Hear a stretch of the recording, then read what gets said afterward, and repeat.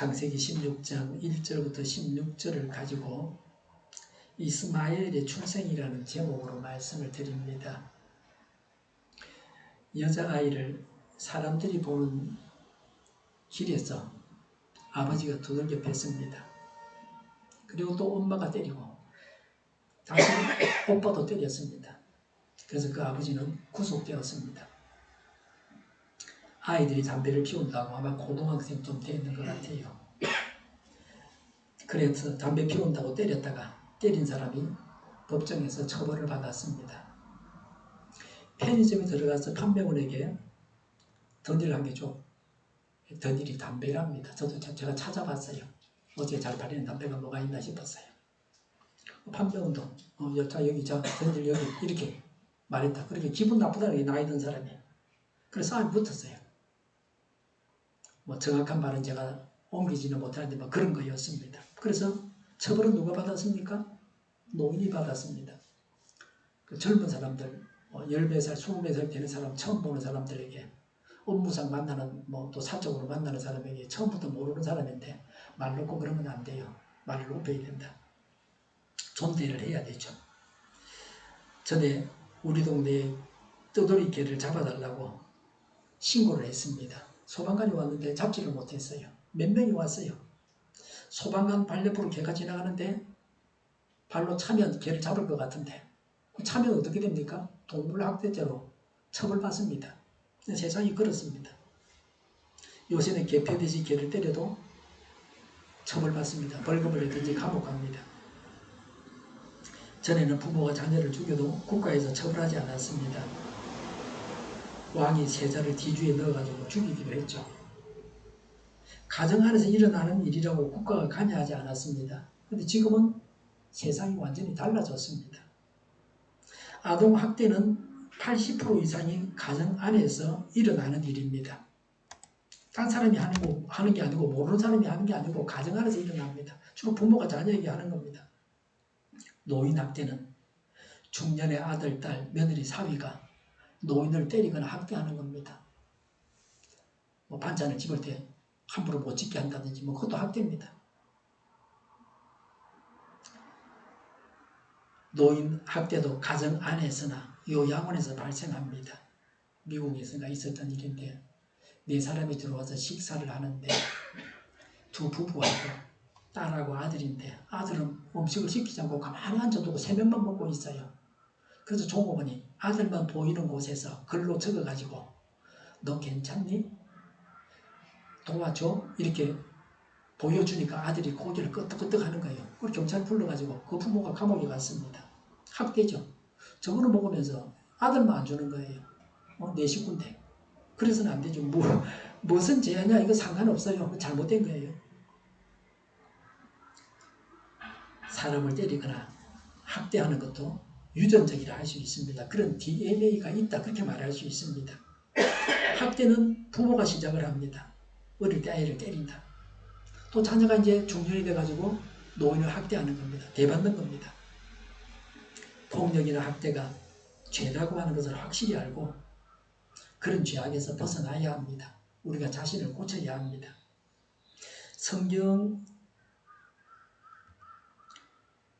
성경에 보면 2-3살 어린 아이들에게 매질하라 하는 그런 말씀이 있습니다. 그것은 잘못된 것을 알려주기 위해서 해서는 안 될 일이 있다고 하는 것을 어린아이에게 가르쳐서 평생 동안 해서는 안 될 일을 하지 않게 하려고 그렇게 말씀하고 있는 겁니다. 그래서 때리라는 것도 막 힘껏 때리라는 게 아니고 살살 때리라는 거예요. 아프게 때리고 그렇게 하는 게 아니라 네가 잘못했다 이렇게 하면 안 된다는 걸 알려주기 위해서 살살 때리라 그런 말이에요. 사실은 폭력과 학대를 하라는 말씀은 아닙니다.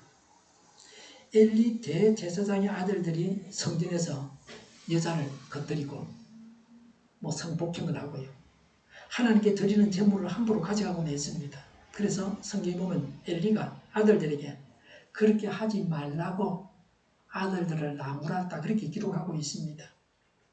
그래서 사람들은 말하죠. 그 말로만 해서 되는 일이 아니라 그건 처벌을 해야 된다. 하지 말란다고 그 다 큰애가 말을 듣나.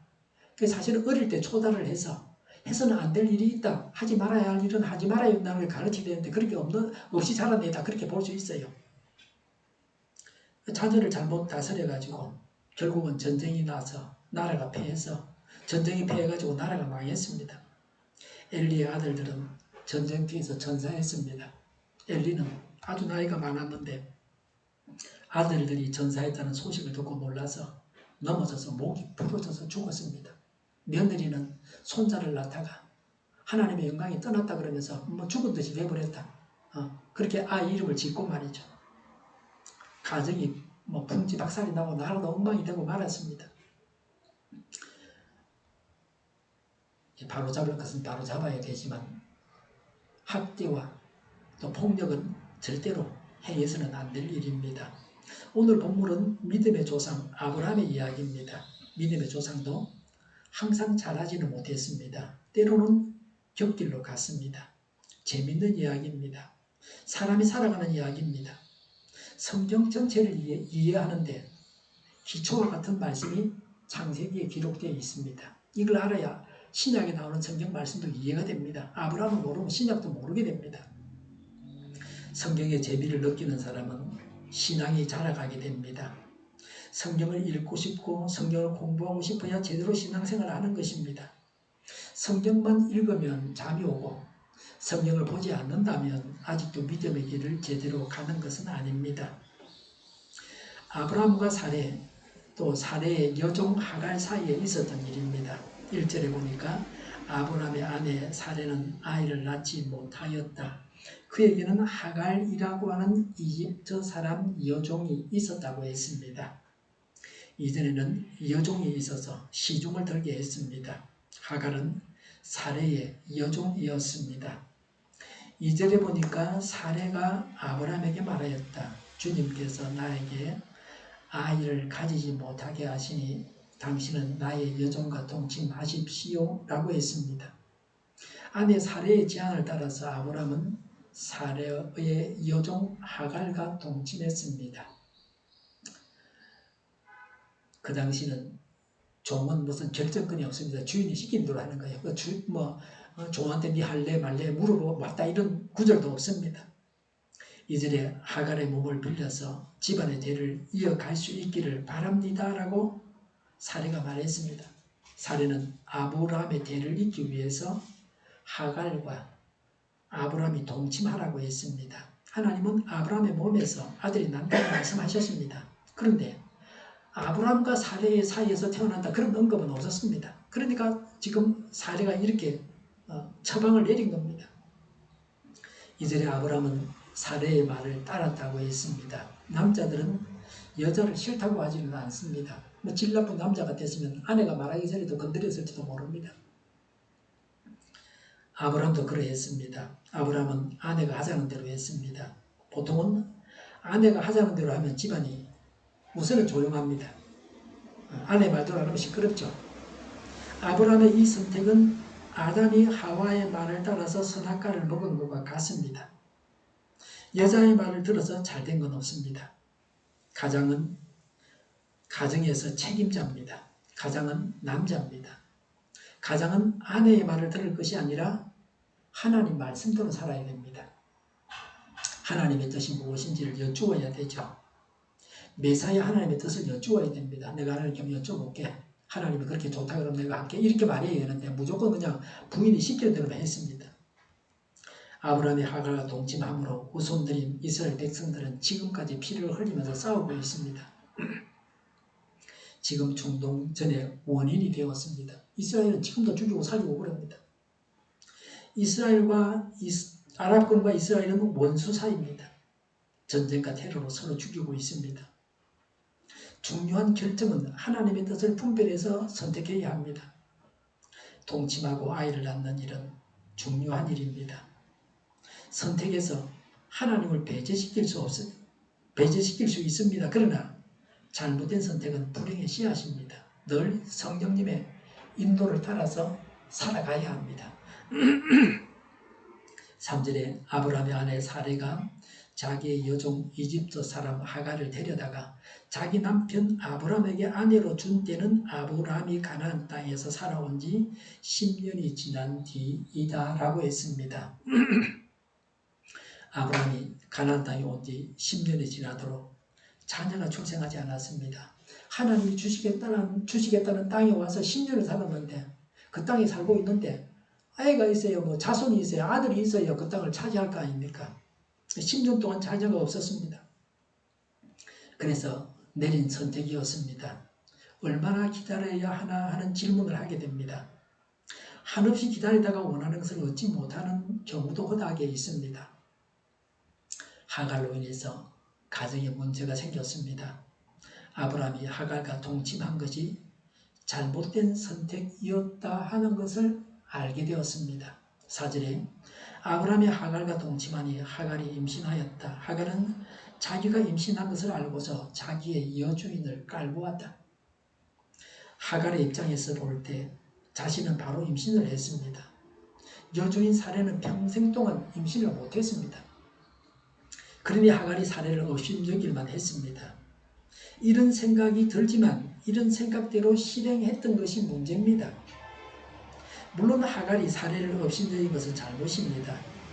모든 여자들이 임신을 하는데 자신도 임신을 했을 뿐이라고 겸손했더라면 좋았을 것입니다. 아이도 잘 낳고 주인도 잘 공경했더라면 100점이었을 겁니다. 아무 문제가 발생하지 않아서 모두가 좋았을 겁니다. 모든 사람이 항상 최선의 선택만을 하는 것은 아닙니다. 모든 사람이 다 예수님과 같은 성숙한 인격을 가지고 있는 것은 아닙니다.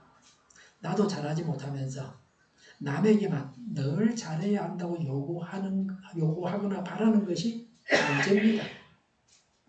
사례의 입장에서는 여주인을 깔보니까 한 집에서 살면서 힘들었습니다. 그렇다고 하갈도 편하기만 한 것은 아니었습니다. 아브람도 편하지는 않았습니다. 가정 안에서 여자들 사이의 관계가 좋아야 남자도 편합니다. 여자들끼리 싸우면 그 틈바구니에서 남자도 고통을 당하게 되어 있습니다. 남자는 아내와 어머니와의 관계가 나쁘면 고통당합니다.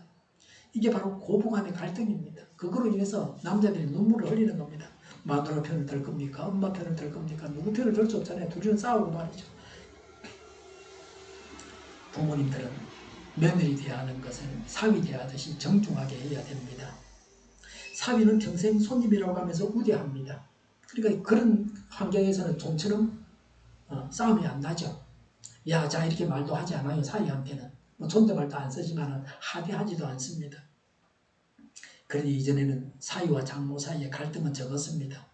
물론 지금은 많이 달라졌습니다. 미국에서는 장모와 사위 사이에 갈등이 있습니다. 우리나라도 그렇게 되어가고 있습니다. 아내와 딸들의 관계가 나빠도 가정이 불행해집니다. 싸움은 여자들끼리 하는데 고통은 남자도 같이 당하게 되어 있습니다. 5절에 사례가 아브라함에게 말하였다. 내가 받는 이 고통은 당신이 책임을 지셔야 합니다. 나의 종을 당신의 품에 안겨주었더니 그 종이 자기가 임신한 것을 알고서 나를 멸시합니다. 주님께서 당신과 나 사이를 판단하여 주시면 좋겠습니다. 라고 했습니다. 사례는 아브라함 때문이라고 말합니다. 아브라함은 사례가 시키는 대로 했을 뿐입니다. 근데 결국 화살이 아브라함에게 돌아옵니다.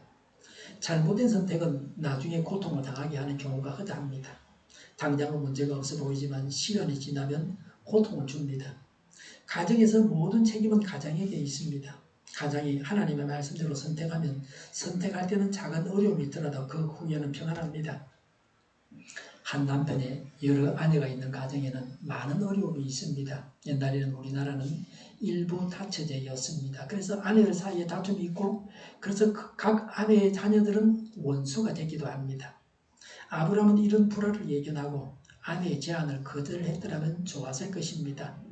지도자는 앞을 내다보는 이런 지혜가 있어야 됩니다. 그런데 사람이 당해보지 않은 일을 알고 지혜롭게 선택하는 것은 불가능합니다.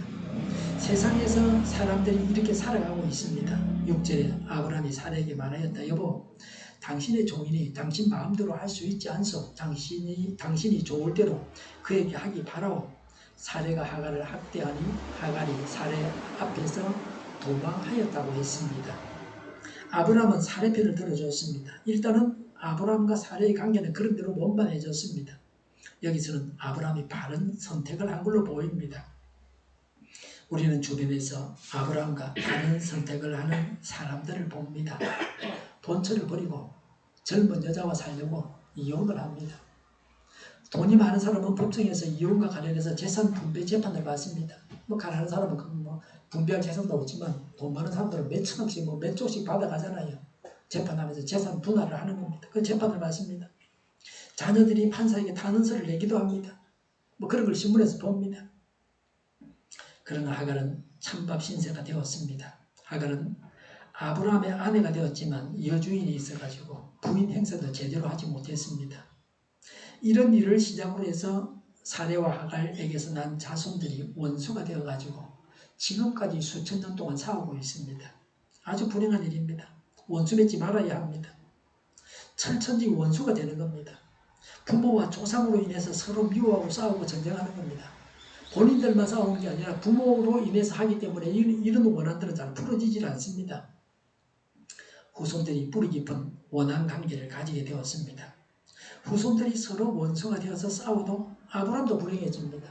형제끼리 싸우는 건 굉장히 나쁜 거예요. 형제의 자손들끼리 이제 원수가 되는 거예요. 나중에는요. 둘이만 싸우다가 후손들이 싸우는 거예요. 후손들 입장에서는 부모들이 사이가 안 좋으니까 이거는 부모의 원수니까 이건 절대로 용서가 안 되는 거예요. 그 문제가 있어요. 하갈이 천사를 만나서 그녀의 문제가 해결됩니다. 7절에 주님의 천사가 사막에 있는 샘 곁에서 하갈을 만났다 그랬습니다. 누구를 만나냐는 게 중요합니다. 불을 질러가지고 막 더 엉뚱한 데로 가게 하고 그래서 완전히 집안을 풍지박산이 나게 할 수도 있는데 여기서 하갈은 천사를 만났습니다. 하나님의 천사를 만났습니다. 사람은 문제를 만듭니다. 하나님은 문제를 해결해 주십니다. 우리 모두가 문제를 만드는 사람이 아니라 문제를 해결하는 사람이 되어야 합니다. 하나님은 모든 것을 다 아시고 하갈에게 천사를 보내셨습니다. 때로는 사람이 하나님이 보낸 천사가 됩니다. 사람이 하나님의 뜻을 전해줍니다. 하나님께서 사람을 통해서 일하십니다. 우리 자신이 다른 사람에게 천사가 되어야 합니다. 우리가 하나님의 천사를 만나야 됩니다. 그래서 우리가 가지고 있는 문제들이 해결되어야 합니다. 북은 핵무기로 위협하고 있습니다. 또 남쪽에 있는 친북 세력들로 인해서 국가 안보가 흔들리고 있습니다. 이 일에 있어서 하나님의 천사를 만나야 합니다. 8절에 천사가 물었다. 사레의 종 하갈아, 내가 어디서 와서 어디로 가는 길이냐? 라고 했습니다. 천사가 몰라서 물었겠습니까? 다 알고 있지만 하갈에게 물었습니다. 재판관이 재판을 하기 전에 피고를 확인하는 순서와 비슷합니다. 사람이 자신이 어떤 상황에 처해 있는지를 알고 있는지를 확인하기 위한 질문입니다. 우리가 항상 이 질문을 해야 합니다. 어디서 와서 어디로 가는 길이냐? 그래서 죄 짓는 길에서 돌아서야 합니다. 하나님의 뜻을 떠난 선택에서 돌아서야 합니다. 집에서 아브라함과 사레의 그 집에서 떠나왔던 그 잘못된 선택에서 돌아서야 합니다. 출발지가 어디며 도착지가 어딘지를 물어야 합니다. 무작정 걷는 것은 고날만 합니다. 걷다 보면 머리가 맑아지고 바른 선택을 하게 됩니다. 내가 도모하는 일이, 내가 하고자 하는 일이 하나님의 인도하심을 따른 것인지를 늘 확인하고 그런 다음에 수고하고 노력해야 결실할 수 있습니다. 그래야 열매를 맺습니다. 그러기 위해서 성령님의 인도하심을 따라서 살아가야 합니다. 하나님의 뜻과 정반대로 선택을 하게 되면 그 한 노력들이 오히려 그 사람에게 더 심한 고통을 주는 겁니다. 8절에 하갈이 대답하였다. 나의 여주인 사레에게서 도망하여 나오는 길입니다. 라고 했습니다. 사레와 갈등으로 인해서 집에서 도망쳐 나오고 있다고 했습니다. 사실을 말한 겁니다. 이건 사실입니다. 하갈은 사레의 학대를 견딜 수가 없었습니다. 하갈이 아브라함의 아내가 되었기 때문에 하갈이 도망친 것을 이후로도 문제 삼지는 않습니다. 종이 도망을 가면 주인이 잡아서 죽일 수도 있습니다. 그러나 이미 아브라함과 하갈은 동침한 사이가 되어서 부인이라고 하는 신분을 인정받아서 도망간 것은 문제가 되지 않습니다. 천사가 하갈에게 건면했습니다. 9절에 주님의 천사가 그에게 말하였다. 너의 여주인에게로 돌아가서 그에게 복종하면서 살아라고 했습니다. 종으로서 주인에게 복종하라는 겁니다. 하나님은 질서의 하나님입니다. 사원은 사장에게, 병사는 상관에게 복종해야 됩니다. 위사람은 모든 것을 헤아려서 바른 명령을 내려야 됩니다. 때로는 잘못된 명령에 대해서 불복하는 것은, 복종하지 않는 것은 미덕이 되기도 합니다. 전쟁 중에 명령에 불복하면 사형시킵니다. 바로 총을 가지고 쏴 죽여도 그건 적법한 겁니다. 6.25 전쟁 때 장지량 씨는 해인사와 8만 대장정을 폭격하라고 하는 명령을 어겨서 사형 선고를 받았습니다. 위가 있고 아래가 있습니다. 아래 사람은 위 사람에게 복종해야 됩니다. 그게 하나님의 뜻입니다. 어렵게 생각할 필요가 없습니다. 세상을 살아가는 이치가 간단합니다. 쉬운 걸 어렵게 해결하려고 해서는 안 됩니다. 주인에게 가서 복종하고 살아라. 이게 하나님의 뜻이고 해결책입니다.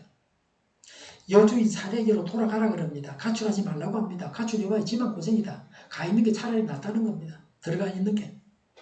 어떻게 살아야 할지를 구체적으로 지시하십니다. 그래서 그의 문제, 하갈의 문제를 해결했습니다. 참고 살아가야 됩니다. 이 세상 살이가 고통스럽습니다. 그런 고통을 잘 견뎌내야 합니다. 10절에 주님의 천사가 그에게 일렀다. 내가 너에게 많은 자손을 주겠다. 자손이 셀 수도 없을 만큼 불어나게 하겠다고 했습니다. 중국에 256살을 사는 어르신이 있었어요. 1900 몇 년에 돌아가셨어요. 256살. 결혼을 한 50번 정도 했어요. 자손은 뭐 얼마나 수도 세지도 못해요. 중국 의사였는데 그 사람이 건강을 위해서 가장 중요하게 생각하는 건 마음의 평정을 유지하는 겁니다. 자손도 죽었을 가능성이 자기보다, 자기 256년을 사니까 손자도 죽고 그럴 때 얼마나 가슴이 아팠겠어요. 그 마음을 다스리지 못하면 장수 못하는 겁니다. 죽어야겠다고 작정하고 6개월만 죽겠다고 그런 마음 먹으면 죽고요. 못 살아요. 예.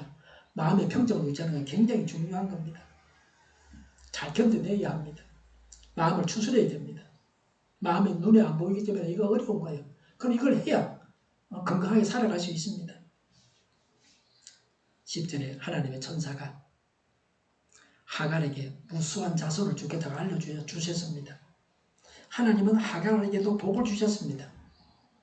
지금도 후손들이 기름 받아서 잘 먹고 잘 살고 있잖아요. 이 하갈의 후손들이 말이죠. 하갈도 희망을 가지고 살아갈 수 있게 하셨습니다. 흑백 논리는 좋지 않습니다. 모든 면을 다 생각해야 됩니다. 하갈은 하갈대로 어려운 점이 있습니다. 하갈은 나쁜 여자고 사례는 좋은 여자다. 이렇게만 흑백 논리로 말하면 안 됩니다. 하갈의 자손은 결국은 아브라함의 자손이기도 합니다. 하나님께서 사례나 하갈 누구 한 사람 편만 들지 아니하십니다. 사실은 하갈과 사례의 입장이 어려운 관계입니다. 한 남자를 두고 두 여인이 함께 사는 가정입니다. 서로의 관계가 쉽지 않습니다. 이런 인간관계를 이해해야 합니다. 쉽게 누가 나쁘다고 정죄하지 말아야 합니다. 어려운 입장을 이해해야 합니다. 서로 양보하면서 살아야 됩니다. 11절에 주님의 천사가 그에게 또 일렀다. 너는 임신한 몸이다. 아들을 낳게 될 터이니 그의 이름을 이스마엘이라고 하리라. 내가 고통 가운데서 부르짖는 소리를 주님께서 들으셨기 때문이다 라고 했습니다. 요새 같으면 임신 테스트를 해보는데 옛날에는 그런 게 없으니까 하나님이 알려주셨습니다. 네가 임신했다. 확실한 거죠. 하갈이 낳을 아들의 이름을 천사가 이스마엘이라고 지어주셨습니다. 이스마엘은 천사가 지어준 이름입니다. 성경에서 하나님께서 이름을 지어주거나 고쳐준 예들을 볼 수 있습니다. 이스마엘은 하나님으로부터 이런 복을 받은 사람입니다. 마태복음 1장 20절 21절에 주님의 천사가 꿈에 나타나서 말하였다. 다윗의 자손 요셉아 두려워하지 말고 마리아를 내 아내로 맞아들여라. 그 태중에 있는 아기는 성령으로 말미암은 것이다. 마리아가 아들을 낳을 것이니 너는 그 이름을 예수라고 하여라고 했습니다. 하나님의 천사가 예수라고 이름을 지으라고 알려줬습니다. 이스마엘도 하나님의 천사가 이름을 지어주는 복을 받았습니다. 하나님은 고통 가운데 부르짖는 소리를 들으십니다. 우리도 고통당하는 문제를 두고 하나님께 부르짖어야 합니다. 그래서 하나님께서 주시는 복을 받아야 합니다. 하갈이 하나님의 천사를 받은 만난 것이 큰 복이었습니다. 하갈이 하나님의 천사를 만난 것이 큰 복이었습니다. 아들 이스마엘이 출생할 것이라고 알려주셔서 더 확실한 소망을 갖고 현실에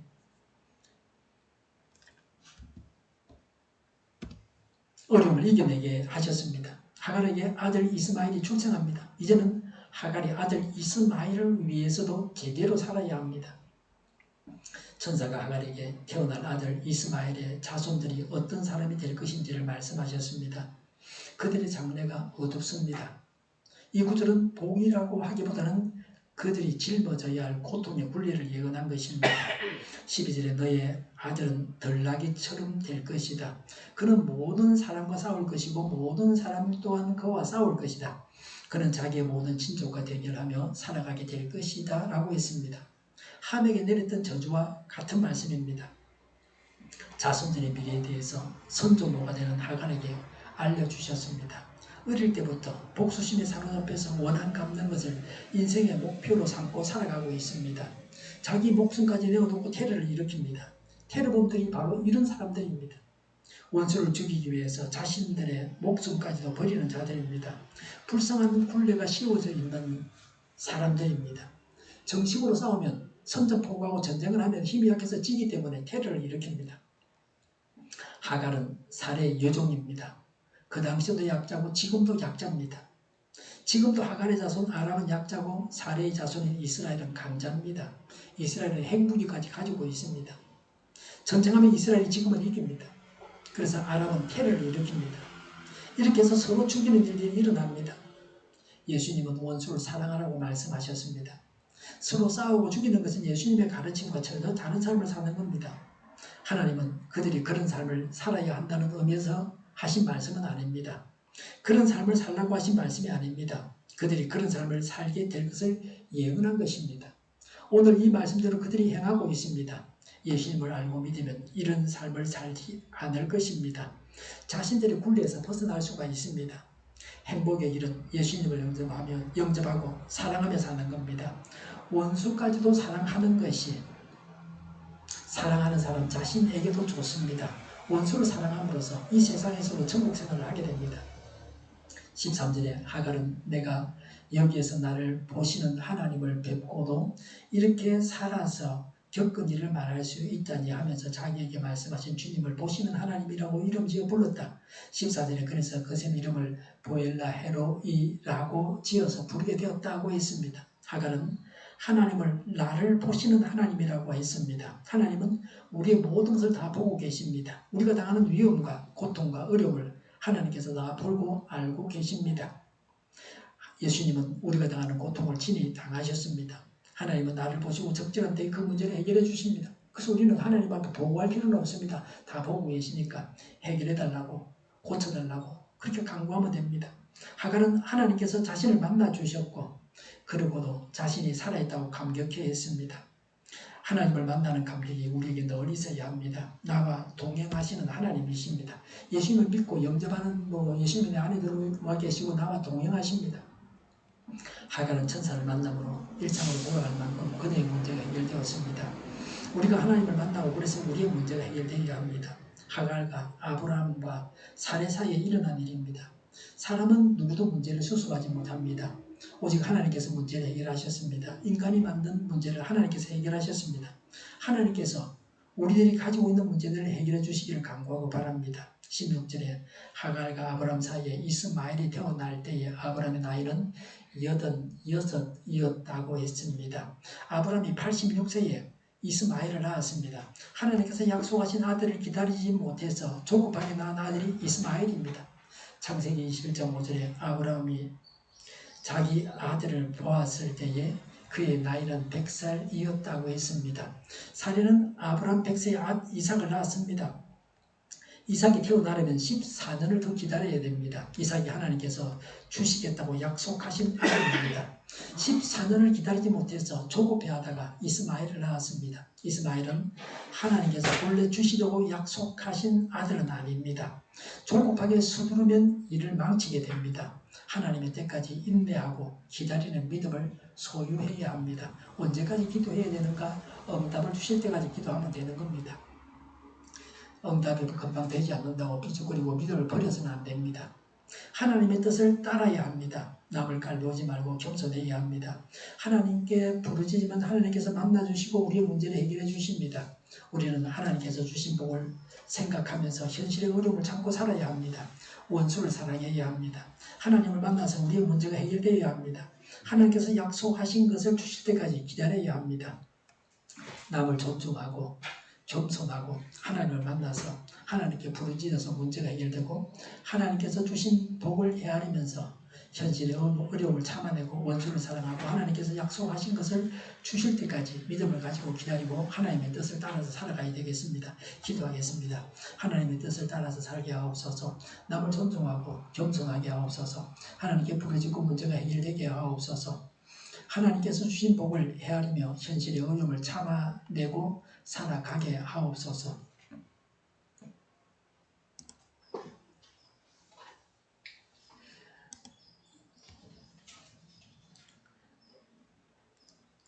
원수를 사랑하게 하옵소서. 하나님을 만나서 우리의 문제 해결되게 하옵소서. 하나님께서 약속하신 것을 주실 때까지 믿음을 가지고 기다리게 하옵소서. 정의가 강물처럼 흘러가게 하여 주시옵소서. 교회가 분열되지 않고 하나가 되게 하여 주시옵소서. 교회가 한 목소리를 내게 하여 주시옵소서. 전쟁이 그치고 평화가 오게 하여 주시옵소서.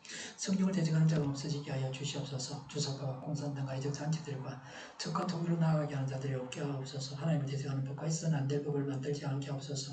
이스라엘 법을 폐기하지 않게 하옵소서. 일하는 자들이 정당한 대우를 받게 하여 주시옵소서. 놀고 먹는 자가 없게 하여 주시옵소서. 일을 만드는 자가 되고 일을 하는 자가 되게 하여 주시옵소서. 파업과 시비가 그치게 하여 주시옵소서. 눈먼 지도자, 악한 지도자, 자기 배만 부리는 지도자가 사라지게 하여 주시옵소서. 앞을 보고서 나가서 분별해 살고 앞길을 제시하고 섬기는 지도자만 있게 하여 주시옵소서. 하나님께서 주신 것대로 섬기는 자가 강해지게 하여 주시옵소서. 지도자들과 이 백성들에게 선한 것을 분별하는 지혜를 주옵소서. 나아갈 길을 알게 하시고 취할 것과 버릴 것을 알고 행하여 흥하게 하옵소서. 적절한데 고칠 것을 고치게 하옵소서. 업무만이가 없게 하시고 업무에 충실하게 하옵소서. 쓰레기 대비를 지시지 말고 성경에서 보물을 찾게 하옵소서. 기도하는 기쁨, 응답받는 기쁨, 성도들이 모여서 교제하는 기쁨, 말씀이 주는 기쁨, 예배드리는 기쁨을 누리게 하여 주시옵소서. 우리 동물교회가 만구는 집 하게 하여 주시옵소서. 저희의 간절한 만구에 응답하여 주시옵소서. 예수 이름으로 명하노니 모든 병만은 물러가고 몸의 모든 부분을 온전하게 될지어다. 신유 희생을 베푸셔서 지금도 저희 질병을 고쳐주시옵소서. 병중에 있는 모든 자들을 고치시고 갇힌 자가 풀려나게 하여 주시옵소서. 저희와 교회가 다니는 조건 불쌍히 해주시옵소서. 모든 나간 것들을 제거하여 주시옵소서. 하나님께서 기뻐하시는 교회와 나라가 되게 하시며 경제가 나아지고 정상수지와 무역수지가 억제로 돌아서며 출산율이 올라가고 출산의 기쁨을 누리게 하여 주시옵소서. 가공 음식들이 건강하게 하는 먹을거리가 되게 하옵소서. 늘 맑은 공기를 마실 수 있게 하여 주시옵소서. 필수 의료인력 부족이 해결되게 하옵소서. 간호법 갈등이 해결되게 하시며 청인들이 앞길을 열두고 학교의 영광을 누리게 하여 주시옵소서. 마약 청정국이 되게 하여 주시옵소서. 주 예수 그리스도의 은혜와 하나님의 사랑과 성령의 사귐이 남을 존중하고 겸손하고 하나님을 만나서 하나님께 부르짖어 문제가 해결되고 하나님께 주신 복을 헤아리며 현실의 어려움을 참아내고 원수를 사랑하고 하나님께서 약속하신 것을 주실 때까지 믿음을 가지고 기다리고 하나님 따라서 살겠다고 다짐하는 모두와 함께 하기를 빕니다. 아멘.